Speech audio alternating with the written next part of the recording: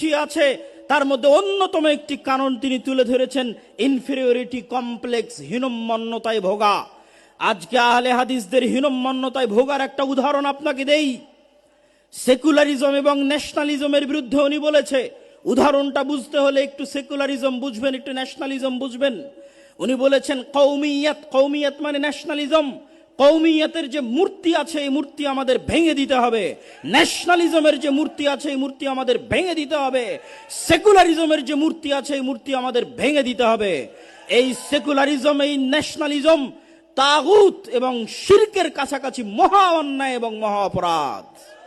কিন্তু দুঃখজনক হলেও সত্য কি জানেন, আমরা আহলে হাদিসরা যে ব্যক্তি নাভির নিচে হাত বাঁধে, যে ব্যক্তি রাফুল আদাইন করে না, তাকে অপছন্দ করি ঠিকই, কিন্তু একটা দল যখন সেকুলার পার্টি করে আর ওই সেকুলার পার্টির যখন নেতা হয়, তো ওই সেকুলার পার্টির নেতাকে কোন লজ্জায় গর্বের সাথে বলেন যে সে আহলে হাদিস?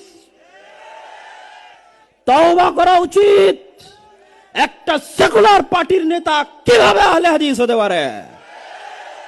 আজকে আহলে হাদিসদের হীনম্মন্য মনোভাবের সবচেয়ে বড় প্রমাণ হচ্ছে কোথায় কোন ছাত্র নেতা, কোথায় কে আন্দোলন করলো, তারা সেকুলার, তারা লালনবাদ, অথচ আহলে হাদিস আলেম গর্ব করে বলে যে তারা উমুক আহলে হাদিসের উমুক। নাউজুবিল্লাহি মিন যালিক। আহলে হাদিসদের এই হীনম্মন্য মনোভাব থেকে বের হয়ে আসতে হবে। একজন আহলে হাদিস রিকশা চালক একজন সেকুলার দলের নেতার চেয়ে হাজার গুণ ভালো।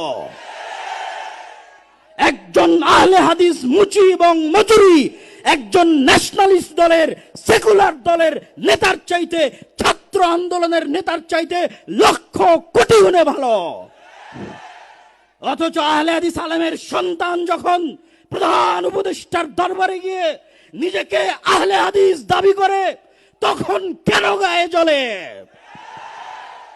আমি কি নিজেকে আহলে হাদিস দাবি করতে পারি না?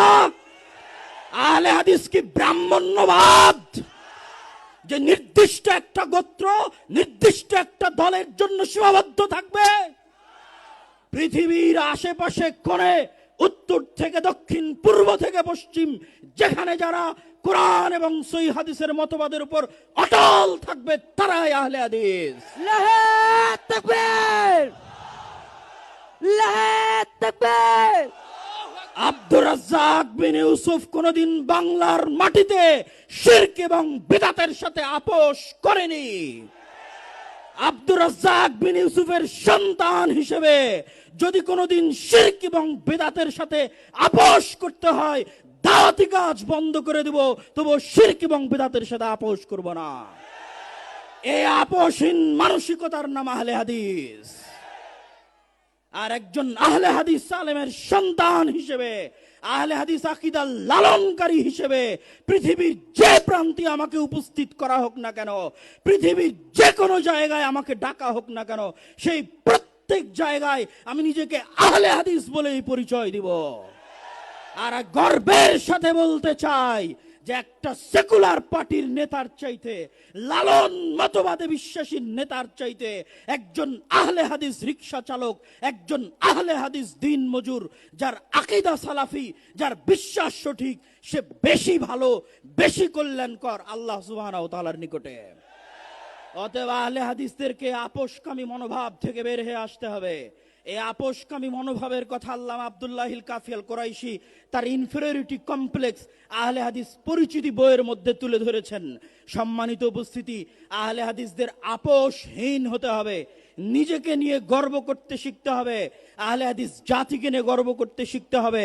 আহলে হাদিস পরিচিতির মধ্যে আহলে হাদিসদের কি দায়িত্ব এবং কর্তব্য তার গুরুত্বপূর্ণ দিক নির্দেশনাও আল্লামা আব্দুল্লাহিল কাফি আল কুরাইশি রাহিমাহুল্লাহ দিয়ে গেছেন। আরো গুরুত্বপূর্ণ দিক নির্দেশনা আল্লামা ইবতিসাম ইলাহি জহির হাফিজাহুল্লাহ তিনি আপনাদের সামনে দিয়ে গেলেন। আমি আমার বক্তব্য দীর্ঘায়িত করছি না, বক্তব্যের শেষে এতটুকুই বলবো, আল্লাহ সুবহানাহু ওয়া তাআলা বলেছেন ওমাই ইয়াকফুর বিত্তাগুত, আগে তাগুতকে অস্বীকার করতে হবে। ইব্রাহিম আলাইহিস সালাতু ওয়াস সালাম বলেছেন যে ইন্না বুরাউম মিনকুম, তোমরা যেই সমস্ত শিরকের ইবাদত